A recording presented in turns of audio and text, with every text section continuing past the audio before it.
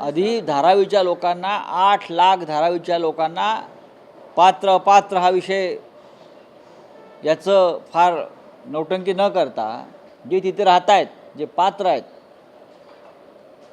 जे अपात्र आहेत मग तिथे राहत आहेत त्याच्यावर बसा, चर्चा करा.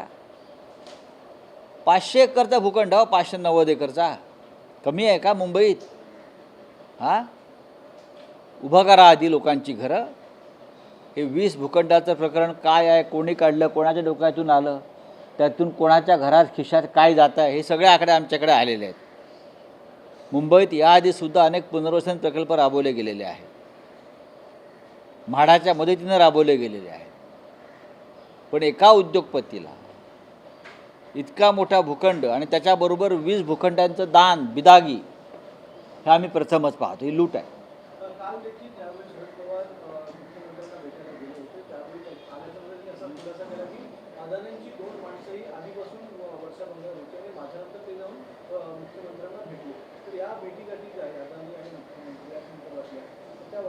बघा, मुख्यमंत्री एकनाथ शिंदे हे अडाणीला मुंबई विकू इच्छित आहे आणि आम्ही ते होऊ देणार नाही. धारावी प्रकल्पाच्या निमित्तानं इतर काही ऊर्जा प्रकल्पाची प्रकरणं समोर आलेली आहेत. तुम्हाला मी सांगेन लवकरच. आम्ही मुंबई महाराष्ट्र एका लाडक्या उद्योगपतीच्या घशात घालू देणार नाही. त्यांच्या मागे किती मोठी शक्ती असू द्या, मग आम्ही लढू.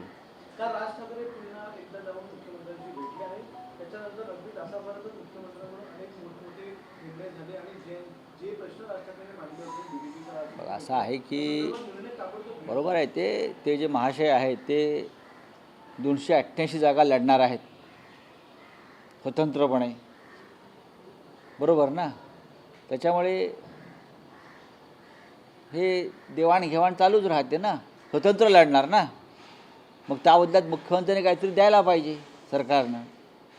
ती देवाणघेवाणीची चर्चा होत असते बंद दाराआड. ते काय फार मोठ्या महाराष्ट्राच्या हितासाठी, सामाजिक कार्यासाठी कोणी भेटले असा काय त्यांचा इतिहास नाही आहे.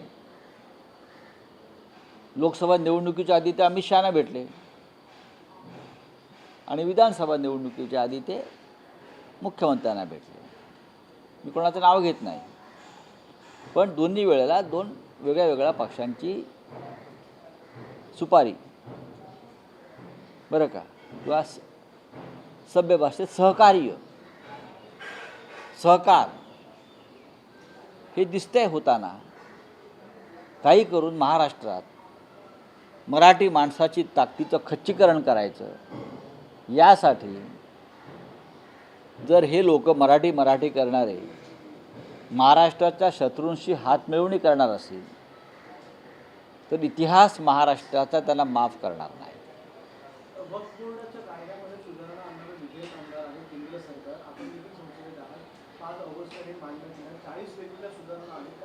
त्याच्यावरती आम्ही अभ्यास करून मग चर्चा करू. त्याच्यावरती आता डायरेक्ट प्रत्यक्ष बोलणं बरोबर नाही. थँक्यू.